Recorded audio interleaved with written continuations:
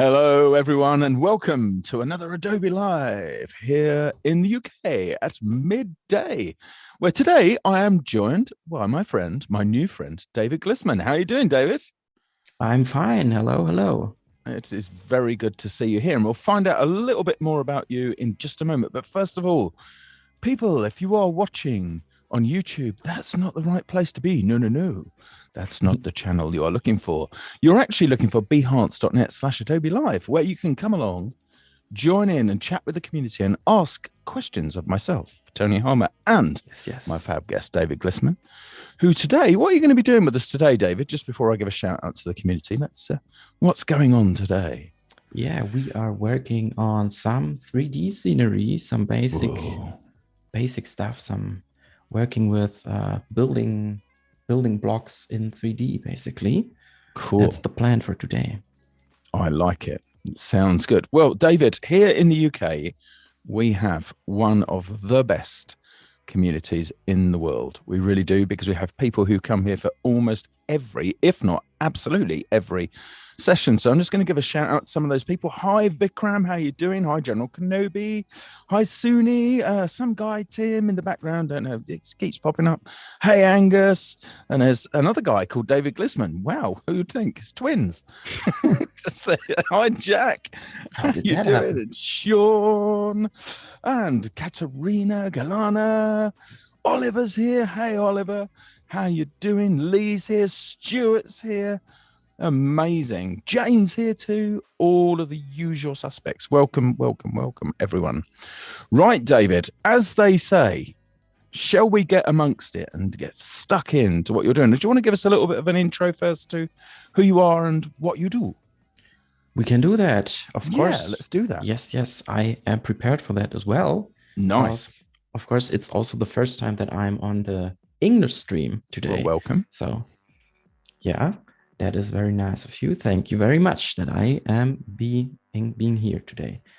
So yeah, this what you can see right now is my profile, my Behance profile, and all of the work that I have done in the past.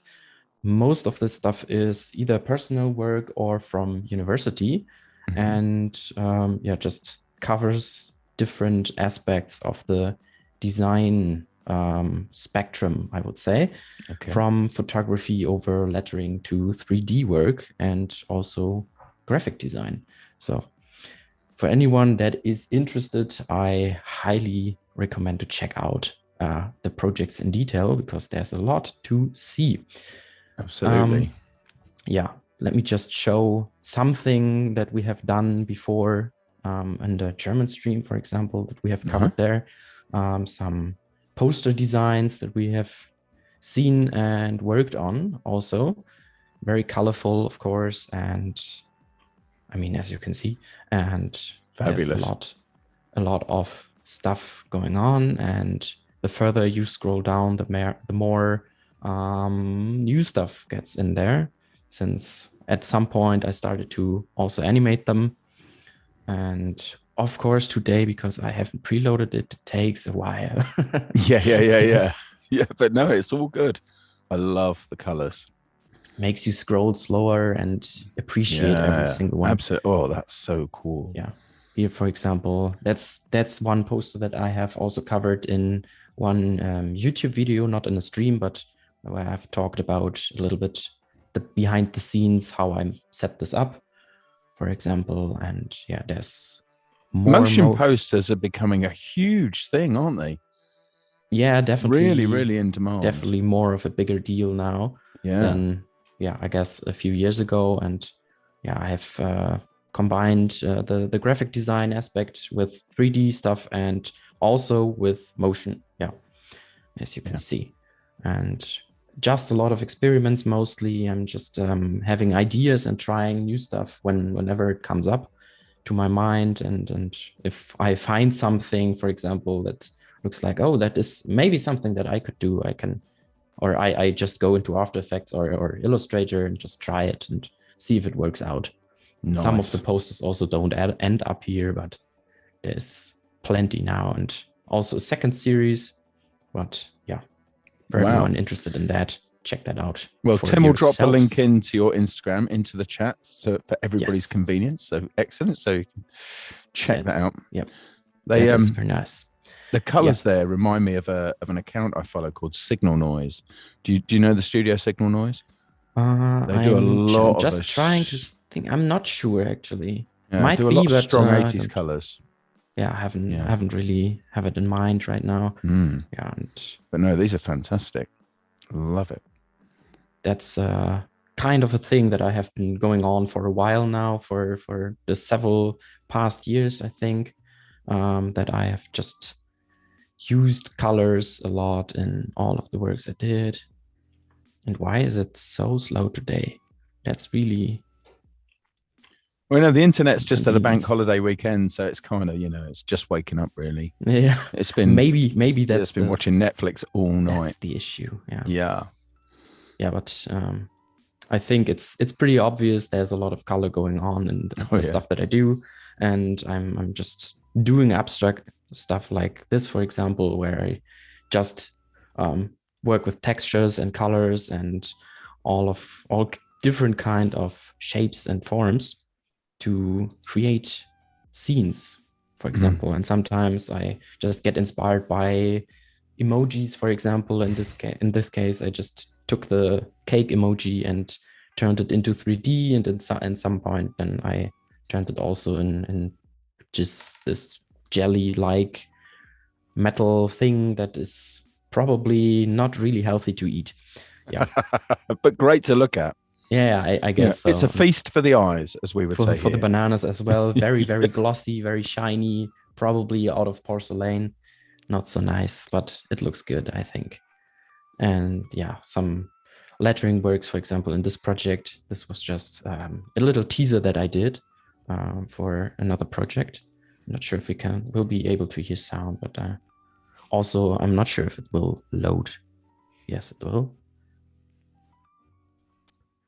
What I definitely know is that I can't hear sound, but that's okay.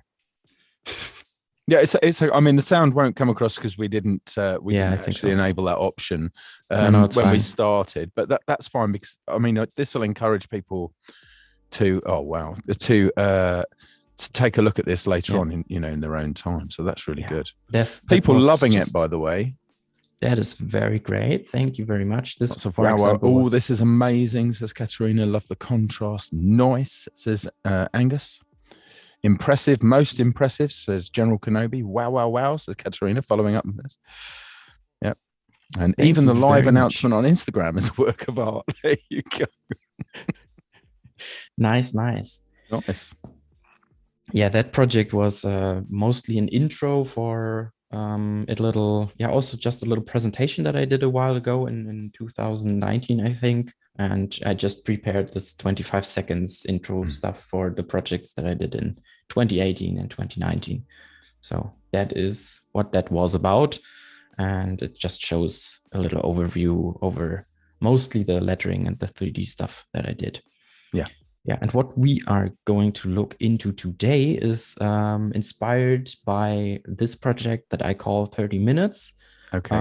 That was a project to push my limits, as it says here, and where I created or tried to create and mostly succeeded to create scenes in 30 minutes only to render them after, because render times back then was far too much for squishing that into these 30 minutes. Yeah. But yeah, the idea was starting a scene from scratch mostly, and just building something in 30 minutes that looks nice, that has some kind of interesting look to it. And yeah, that is this whole series that I created. Also, I think, in 2018. Yeah, if I remember correctly. And yeah, I think it's fantastic. Kind of clear what's going on here. There's always 3 different scenes with the same color scheme. So that's what I mean. From scratch, it's not always not always 100% from scratch. Sometimes it's also just reusing the colors and the materials from the scenes before. Of course, that is just saving some time, but yeah, building the scenes was always from scratch. So everything that is an object in the scene is made nearly in 30 minutes, around 30 minutes, sometimes maybe Brilliant. 2 minutes more or something, but yeah, that was the idea. Yeah. And I think the main takeaway here is that you have a lot of things to make out of simple shapes that you can create from simple shapes. There's a lot of options. I can just, for example, take this cone and separate it into 4 parts. And if I color them in 5 different materials, it is interesting to look at. Yeah. Absolutely. That kind of stuff. And these very odd railings or whatever they might be, I don't know if you can skate on them or if you can hold onto them if you go down the stairs or something, but I don't know. It was just fun to create those. Nice. That's what I did for this project. And yeah, that is. Do you know that last one for some reason is making me think of Christmas at the German store Depot. It just makes me think. Yeah. I think you see where I'm coming from. It looks like a mitten in Christmas colors. Yeah, I guess so. Now that you say it, I see it too. Yeah, that's just something that I did for the end of project sometimes. For example, I have done a similar thing here, just as a little hint to maybe click the thumb just right below it, and also to a little bit show off the textures and the materials that I use in the scene again. Yeah. So that is also coming from this scene, for example. This is a little bit more advanced, what I did. Yeah. And I think the main thing here is really just that I, especially in the first few, really used really basic shapes to create the scenes, like spheres, cylinders, cuboids and cubes, and some other like an icosphere, for example. And this is also based on a cylinder.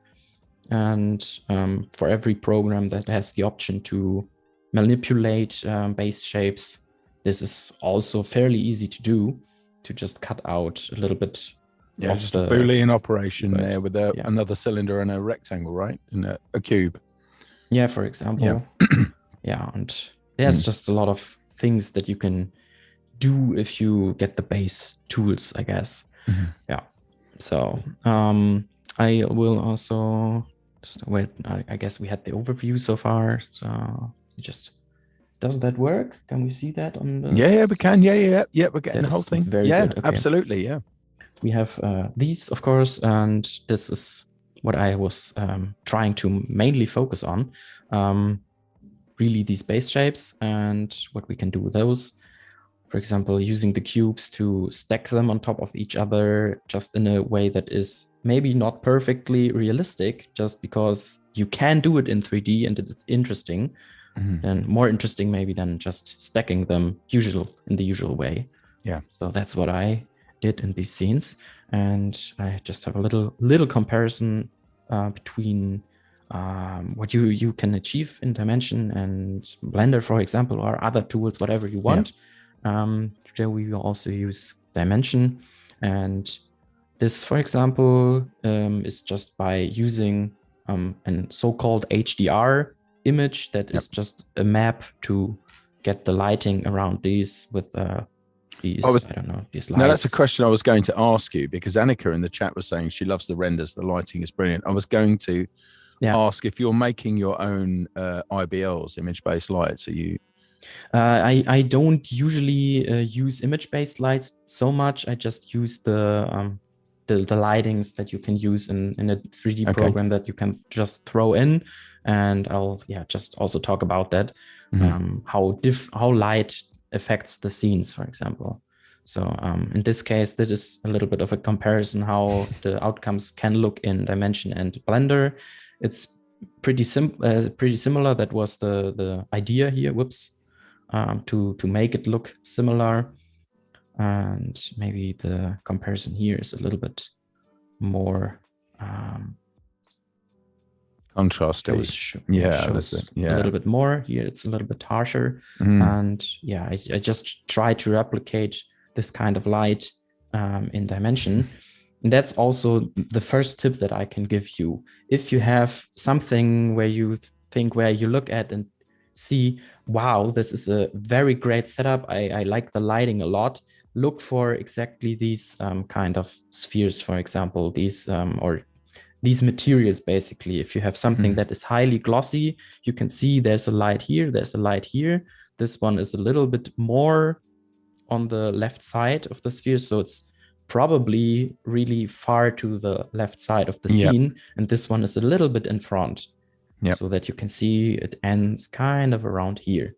So, and also try to analyze the size of the light, if it's this small or is it this big, for example. That really helps to set up a scene.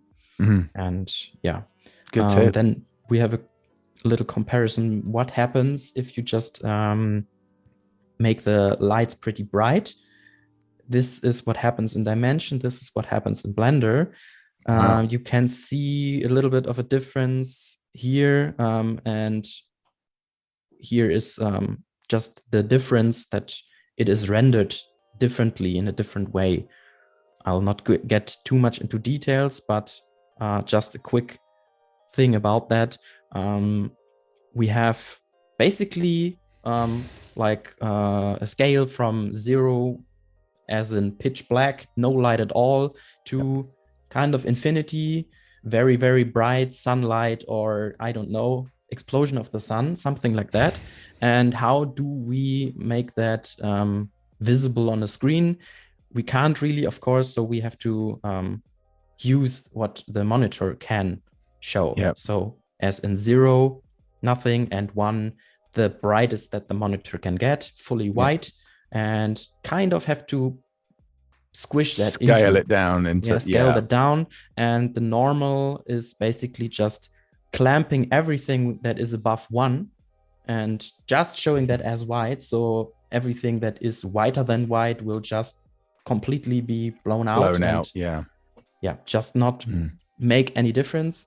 And filmic color management will just scale this not linearly, I don't know, logarithmically. Logarithmically. Exactly. Just scale it down so that you can have all the differences between that. And that is mostly what is happening here. Here it is clamping that down, so you can still have a white spot around here. And here, I'm not sure if that will show on screen, but there is a lighter spot still. But here, maybe just a little, but still, there is just a lot less difference. And this is also almost white. And this is definitely something that you have to keep in mind if you're working with Dimension, that you don't make your scenes too bright, because that will happen otherwise. And that is not what we want. No. So to give you an idea how to start a 3D scene, might be a little bit intimidating if you're just starting out with 3D and you're not really sure what you want to make, what you can make, what is in your toolkit basically. Then it's a good idea, for example, to just make a little sketch, either being in Illustrator or some different program, doesn't really matter so much, because I have not really found any way to get Illustrator files into Dimension. Maybe because I'm also not a pro in Dimension, but I think it's not possible to get just normal SVGs in there. But having a sketch like this is really nice, so that you can visualize what you want to do first, what kind of stuff you are trying to do, and do that later than if you just use it as a background in your 3D scene, for example. And I also just put a little thing here in the background in a little bit different colors, so that we also can see the white shapes. So this is what we are trying to do here. And There will be, I'm not sure where, but there should be a link, I think. Maybe Tim or you Go can to the help me out. files. Tim will drop that into the chat. He's just doing that Yeah, very right nice. now. Just a So, quickie, by the way, David. And Sandrine just mentioned this in the chat. yes. You can get OBJ files out of Illustrator. So if you apply the newer 3D effects and then you Yeah. use asset export, one of the options there is OBJ. So you I can push haven't that out. actually thought about that one. That is a good hint. That, yeah, sounds like a nice thing. I wish I would have tried that so that I can maybe, or that I could have talked about that. But I guess there's another day. that's, Come back another day. yeah, I guess that Yeah. could be something that we can do another time. So just let me get this one over here. This is the final result that I made. Yeah, almost 2 months ago already, since we postponed the stream since then. And we also have another one, which I just posted recently. Different color schemes that we can use for this one. There's the original one as well. And yeah, the scene is the same, but there's different materials and different colors. And that is, of course, also just a really big thing if you are trying to create stuff. I think for really a lot of people that are trying to start out, many are trying to focus on figuring out the tools, trying how can I create this, how can I model this, how do I make a character or something like that, but not really spending too much time on trying to make it look good at first. Yeah. That comes a lot later. I'm not saying that's wrong, but that's something that you might keep in mind, because I think it's actually not so hard to make good lighting if you kind of get the idea of what you are having in mind. And also that's why I'm saying, if you see photographs of, I don't know, pottery or something maybe that is shining, glossy, try to analyze it and try to figure out where the lights could be around the scene, because that helps you to create 3D scenes as well. Yes. That is a very good thing. So what we have, or what I have in the assets, is different FBX, or yeah, just 3D files that you can use, that you can import into Dimension if you don't really want to start out. Oops, stay here. Start out with the stuff that is in there. But of course, if you want to, you can do whatever you want. You can use whatever you want. There's a lot of base shapes over here in the Dimension library if you open it, and models too. And there's also more geometry stuff if you scroll down a little, and materials and substance materials even, and directional lights and environment lights. That's what we talked about earlier. Yep. So that you can drag these in here, and there's a dimension for you also, helping you a little bit, showing you how these different scenes, how these different light setups will affect your scene, how it will look. And for example, this backlight looks like maybe for a product commercial or something, could be useful for that, or whatever you like. Just if you use the light, it will look like that. And that's good to know, I guess. Yeah, but of course you can also do your own stuff. That's what I did in this scene. So yeah, in my case, I have prepared all of this to use it, to put that in there. For example, if you want to use this as a backdrop, that works. Of course, you can export this as a PNG, a JPEG, whatever you want, and then Dimension has the option to import that as a background. Yes. And then you can just put it there and use your cube and put it in the scene, for example. Yeah. I'll not do that today. Yeah, because I think also you can just try at first, maybe you want to dive directly into 3D and not fiddle around with Illustrator because you have been already and you just want to start with 3D, so you can do that. I just also grab a new scene here, so now we don't have to save that. And this is what you have if you start Dimension the first time, or also the second time. Every time basically when you start Dimension, you get into this screen if you create a new file. So what you can do whenever you want basically is to click on the numbers just beneath your artboard or your camera view to access the properties and to set your size, for example. So if I want to set this to just usual HD size, I can put that in there, 1920 by 1080. And that's, for example, a format that I usually work with. Yep. Your pixels and your pixels per inch, you can also set that there. Then fit the canvas into your view so that you know what you're working with. And then basically what you can do is start in with dragging stuff into that and seeing what options each has. For example, there's a bevel option. This is very useful for a lot of stuff because really no shape in the 3D world has perfectly sharp edges ever. No. Even a knife doesn't under the microscope have a harsh edge. So bevel basically makes everything more realistic. Just sometimes you have to use it really, really lightly and just with not too much stuff. Yeah, that's something I always tell everybody is to start with, just add 3 to 5% bevel on whatever, because for exactly the same reason you just said. Yeah.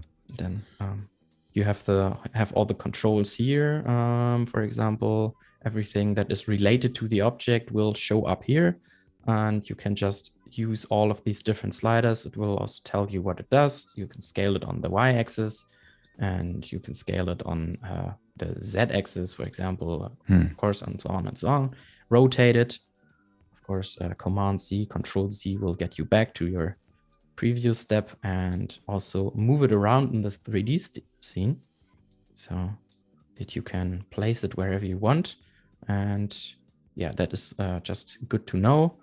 And then also there's a lot of actions over here above the property panel. You can also, if your object is floating around, move it to the ground, and you can assign materials just here if you want to create your own stuff, or drag something in from over here, for example, and then look for something that could look nice.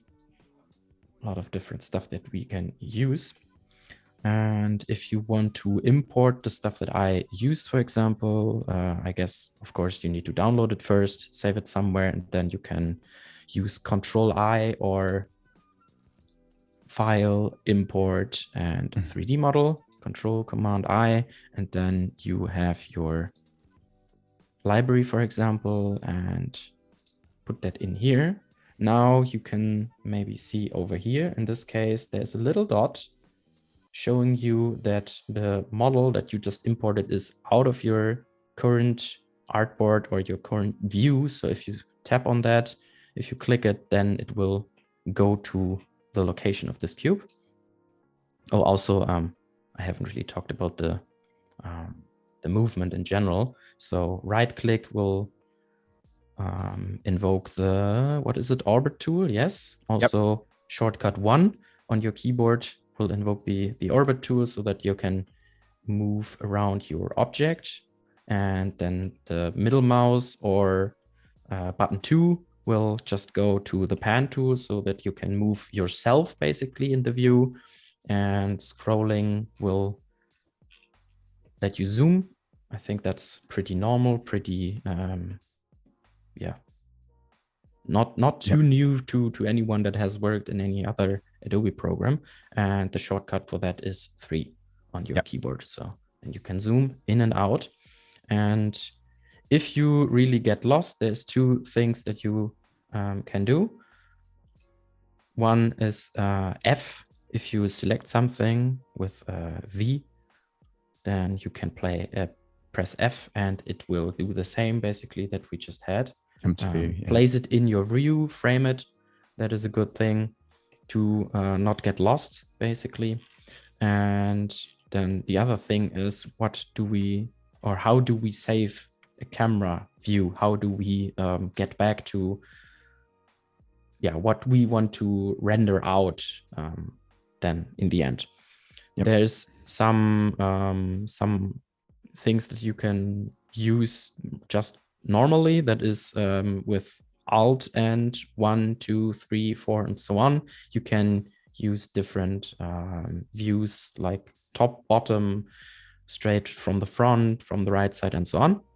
And that is helpful in this case because I'm using the front view for my scenes. That is what I did, for example. So Alt and 2 will get you to that view. And to save that, you have a little camera bookmarks over here at the top to just bookmark your current view. You can name it whatever you like if you want to. If you don't really have any clue, you can just leave it.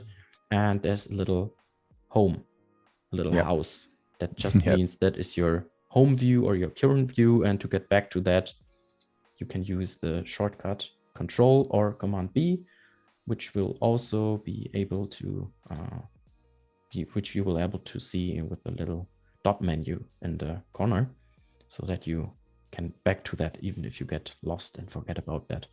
So now if I move around and I press Control B, I will be back to this view, and I can overwrite that as well if I want to. If I want to frame this, for example, both, then I can just reload or refresh the view. And now if I move around, Control B will get me back to that. So now you don't get lost if you do something. And then, of course, I could, for example, get, oops, that was the one that we already had, Cube 2, and Command I, and all of these in here. For example, all the different stuff, so that you can have your shapes that you can work with. And then, of course, once you have all of them, you're free to also copy them and so on and so on. So copy paste, Command C, Command V. You can Alt drag as well, right? Yeah, that works as well. You can do that too. I think I need to do this one. Okay, it's still flipping out a little bit. Okay, that's fine. But you can also Alt drag the stuff to copy your objects, basically. Now I'm stuck in the view. Okay, now we're back. So you can copy them and place them wherever you want in your scene, and basically just play toy box with all of this. Nice. Just remind me again, the orbit tool is 1, right? That's the shortcut. The orbit tool is either 1, or you can use your mouse. If you just have a mouse with a scroll wheel, you can use the right mouse button and the scroll wheel to move around your scene. And then in a little bit of time, you'll get used to all of that. I'm not sure why it's flickering right now. I hope that's okay. It's fine. It's all good. Then you can, of course, place these wherever you want in your scene and create what I just did in either here or in the other scenes. Just play around and copy and place your spheres and your cubes on top of each other or in the air, wherever you like. It doesn't really matter. It's up to you, of course. And if you don't really want your stuff floating again, then there's always the option to get it down to the ground again. If it's a little bit too elevated. And also there's a little bit hidden, a point in the middle of each object. And if you hover over it, it will move, say, move align to surface. So what it does then is exactly that. Move it aligned to any surface that you scroll over, and then you can place it even easier on So easy. other surfaces, for example. It's cool. That will rotate and place it in space exactly that way. And then, of course, for every object, you have the properties on the right side to size them, for example, or to scale and size are basically connected to each other. And the scale just is basically your default, I would say. So the default would be 100, for example, for all of these, and the default size of the sphere is 4 centimeters. So if I want to go back, I can put 100 on all axes. And this sphere is a little bit bigger, but the scale is also set to 100. So you can use that as your basis, for example, to use and reset all of your stuff in case you want to. And then, of course, the rotation, you can also reset the rotation back to 0. So now it's not weirdly in space, but it's just staying on top of this one. And then there's, again, the material. So now this is the material that I had in my scene, but it's not the same what I exported in Blender than in Dimension. It's handled a little bit differently. So you can, of course, change everything to whatever you like. For example, blue instead of just this very dark, almost black color. Yep. Do that. And also, I think, can you drag this over? No. I'm not sure if you can easily get the material from one object over to another if it's not in the library. Maybe I think I have tried to figure it out, but I'm not sure again if I managed to find a way to do that actually. No, I can't think of one off the top of my head. Yeah. But of course, if you use these materials, and it's very easy, you can just drag them to different shapes and it will just apply them very easily. So different materials, the rainbow, whatever that says, anodized metal, rainbow anodized metal. And that's one of my faves. I love that one. So now I guess it's still looking pretty boring. And let's say we finished our scene. I will just delete all of that. You can spend some more time making all of that look like a nice setup, nicely set up scene.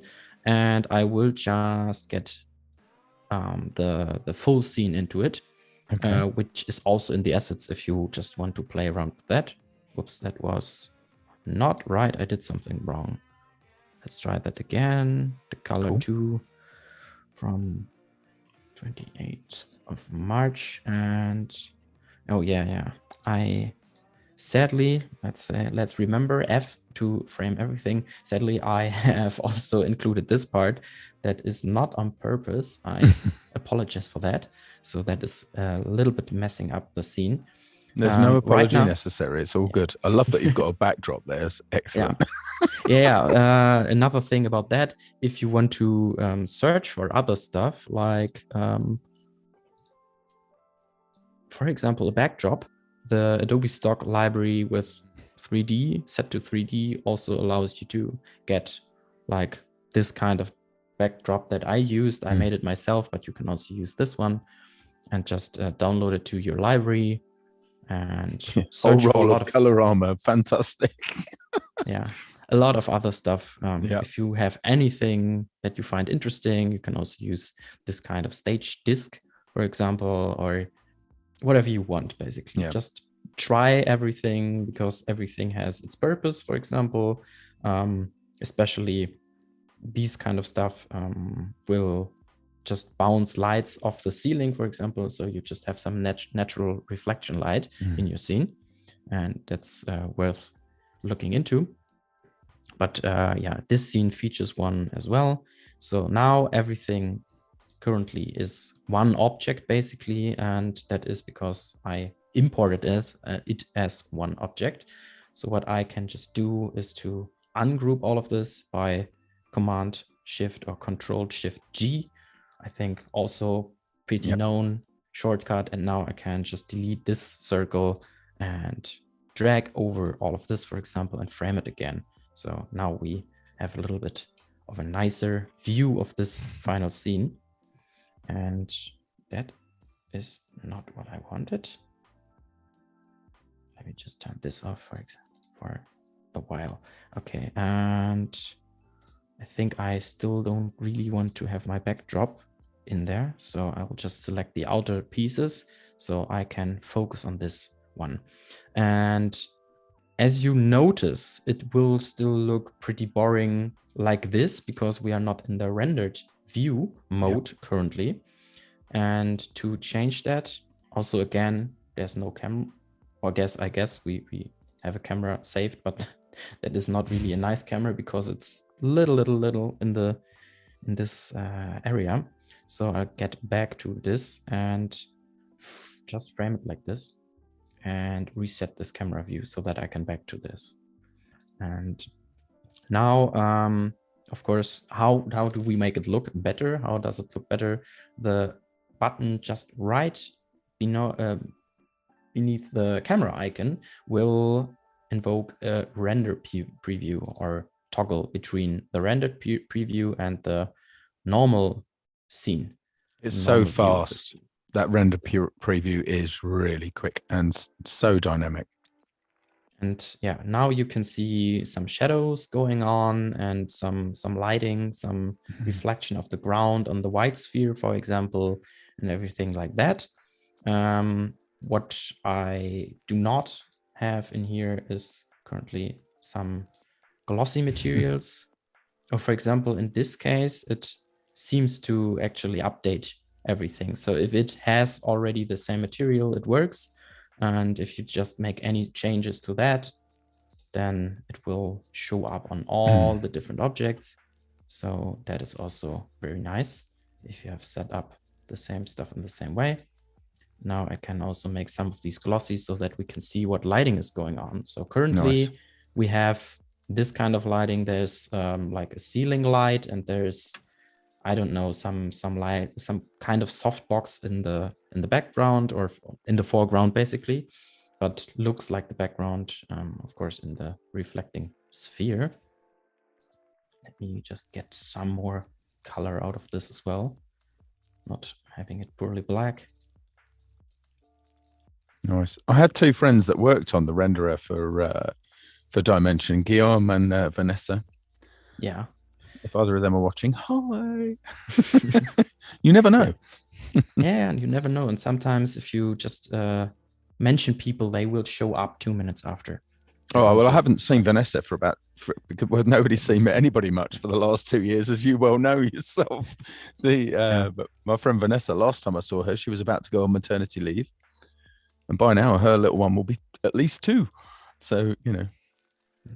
Yeah, that's a bit. That's quite a while. And yeah, of course, we can now see something. We can now see what is going on. Cool. And in your scene, there will also be the environment just at the top. I think that will always be in the top, and an environmental light. And that has exactly this image, which is the ceiling light. And I guess there's some light. Yeah, also here you can see it in this. In these spheres, there's a spotlight from the left side and a bigger softbox that will show up here on the right side. If you are fine with this image, you can just rotate it around, for example. The preview will show what it kind of will look like. And then, of course, the rendered view will show you in more detail what you're looking at. So you can just try around with this kind of stuff. And as I mentioned before, the intensity, you can also turn that up, but be careful with that one so that it just doesn't get blown out like this, totally wide in all of this area, which is not what you want. That just looks not nice in the final result, and you do not have any option to bring that back in post.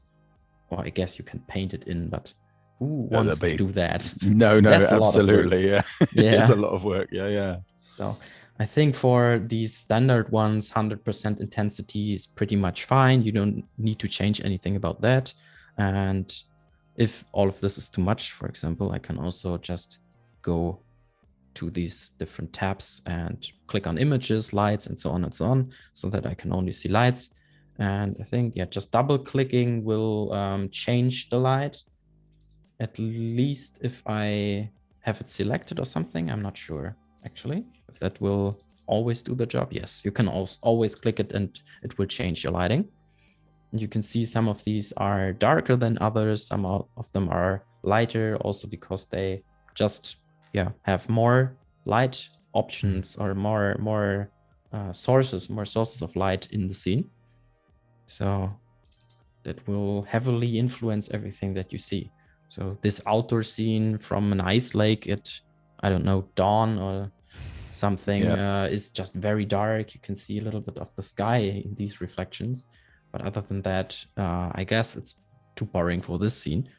So if you found something that you like, for example, this one could be nice for one light from one side, and you can just try if you can make it a little bit brighter or not, or if you want to have it a little bit darker, and just bring back some of the shadows in Photoshop, for example.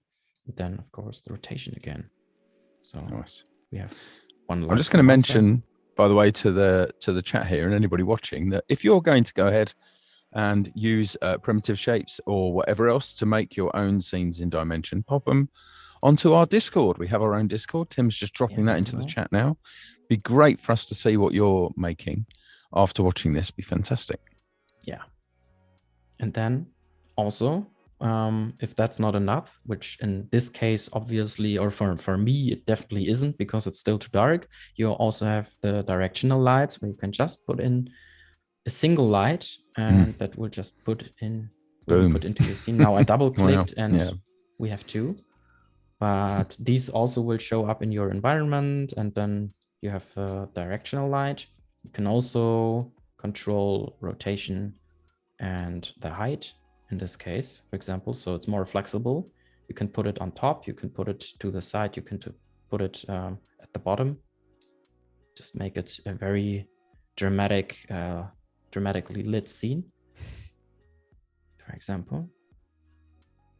I think it's not actually so bright that it will be more of an influence than the environment light that we just have. That's always something that you can figure out while you're working with the scene. There we go. We have a little bit more light now because it's not too far below the ground. You can also see it in the reflection because we have this ground. It will just show up kind of like the sun. And of course, if it's below the ground, there will not be too much light coming from that light source. So that was the problem, of course. And now it's far too bright at 200%. You can dial that back and rotate it, for example, here. And as I said, the glossy objects are really a perfect way to see what your lights will actually look like, what will actually happen in your scene if you do that. And I think this is already a lot more interesting than what we had in the beginning with just the environmental light. And now we have it from two sides. You can also, of course, do it from the top. That is also always a nice look for your scene, to have just a top light that shows up. And yeah, you can change the shape afterwards as well. If you change your mind and want to go from square to circle, or the other way around. And also you can change the size. That's what I mentioned earlier as well.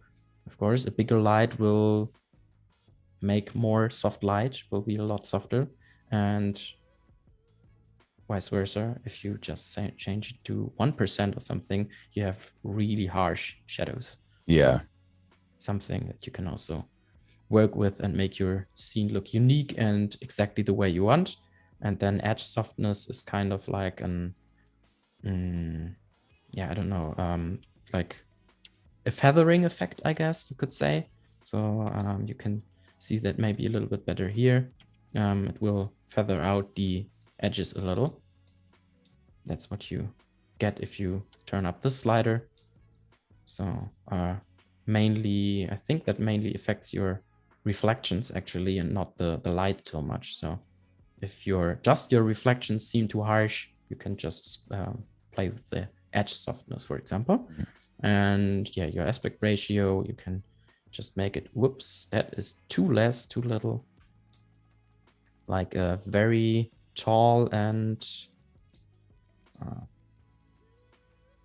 thin. I wanted to go for thin. Yeah, that is also very interesting. Sometimes extreme values are not really working out so well. Maybe let's try 5 to 0.1 or something. So now in one direction I have very sharp edges, shadows, but not in the other. Just will be in one direction. So the shadows will also look kind of elongated. Here it's smooth in this direction and a sharp edge over here. Oops. Now I moved the backdrop. Yeah, but definitely lighting and your materials and your colors are affecting your scene very heavily. And for example, for me, for my liking, these colors are very horrible currently. I usually go for my own color schemes for something that works well for me, and I don't really have rules for that. That already to me looks a lot better than the brownish color, chocolate color that we had before. Yeah, works more together. And the screen, for example, maybe a little bit more into the yellow direction, but that is always something that I'm just trying around with usually. Also maybe more in the teal direction. I think that, for example, looks better than before. And yeah, as I said, you can change you can make your own materials. There's a little button where you can also use maps or images to create texture. Yep. In the roughness as a metallic value, for example, or whatever you want. And that could be really interesting as well. So if I want, for example, these to look like shiny, like, and you can make materials, of course, in Adobe Capture and bring those in as well. You can also use other Adobe apps like Capture, for example, Painter, and Substance Painter, if you have access to them, to create your own materials and your own textures. So now in this case, I think we can really clearly see what the backdrop looks like, that we have this kind of surrounding. And also another thing, if you want shiny materials like that, you definitely want to have something in your scene. So because if I, for example, turn this off, there's just nothing but blackness, and that looks really boring. I mean, you can't even tell that this is a mirror object just because there's nothing reflecting from it. So if you're wondering why that is, probably because there's nothing in your surrounding. And for example, this environmental light setup or all of the others work a lot better for that. And you can do some funky stuff with that. So this is, and I said a moment ago, Substance Painter. I think I meant Substance Designer. I think is the one, isn't it, where you can actually build parametric materials. Yeah, exactly. Yeah, and feel free to do everything, try everything. That is what I did when I started out. At first, mostly too. I just tried a lot of different stuff, and until I learned something, until I was happy, and the more I learned, the more intuitive it was. So that is definitely something that helps a lot in your progress. And to show you just a little bit more, because for me personally, it's easier to work with that, I'll also just jump into Blender for just a bit, what I did here, so that you can see, for example, here, my lights look like this. They will show up in the actual scene. In this case, in a lot of other softwares, I think in Substance Modeler, I think it will also be the same. So if you want to change your lighting here, then also let me go into the preview mode. Oh, drama. Then to change something, you can also just change the position of the lighting in your 3D scene, and that will just also influence everything, and the brightness, the scaling, basically, and yeah, I think, I mean, almost everything. You can see that in reality too. If it's just very close, the shadows will go all over the place. If it's far away, it's more of a cinematic look. Yes. Mostly. So I can also change the height, and that is basically what is happening in dimension 2. If you change the height, the rotation on this axis will change, and if you change the position, it will change like that. And that is just what I have in these scenes. Pretty much the scene looks like this, or these scenes all look like this, and the rest is just done by, oopsie, wrong. There we go. It's just the materials, glossy materials. Also the same thing here, just a little bit more. And for people who've not more sliders. seen Substance, the Substance tools, things like Substance Designer work like this. They work in what's called a node-based editor, which is what David's showing you at the bottom there. These are different nodes that do different things, and you create chains to create the various properties of a material. Basically, you have different inputs, but these inputs can not only be influenced by the buttons and sliders that you have here, but also by other nodes. For example, I can put a texture in there, and then we have a gradient going from black to white, for example, and you can do a ton of stuff with node editors. So that is very much something worth looking into.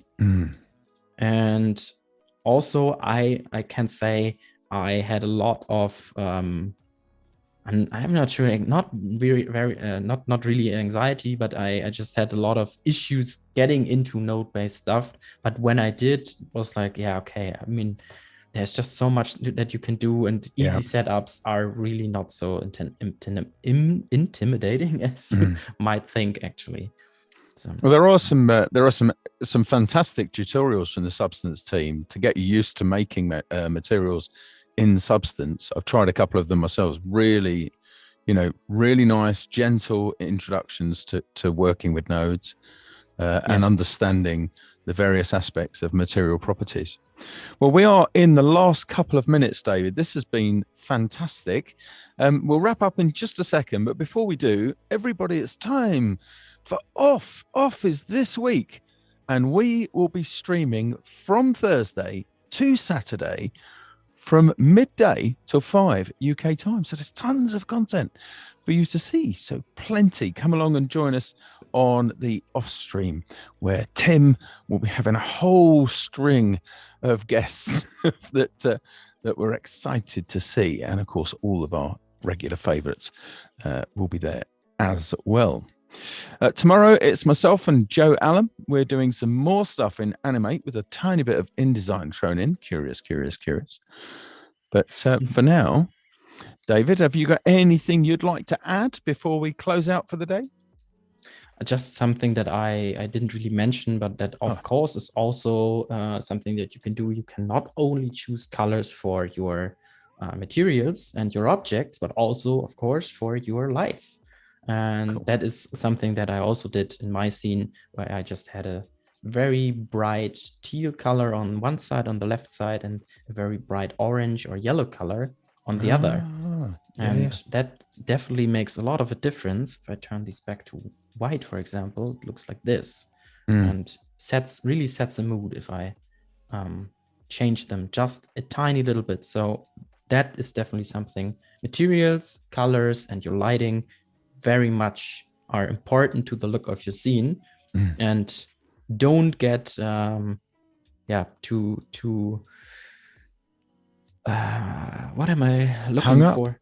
Too hung up. If the scene is not looking right yet, it's probably not because of this thing that you did. I mean, what did I do? This is just base geometry, but what makes it interesting? Lighting, materials, and just the colors. So Yep, absolutely. definitely spend some time of that. That is very valuable for your final outcome.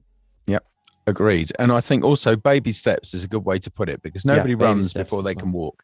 Take it easy, glide yourself gently in.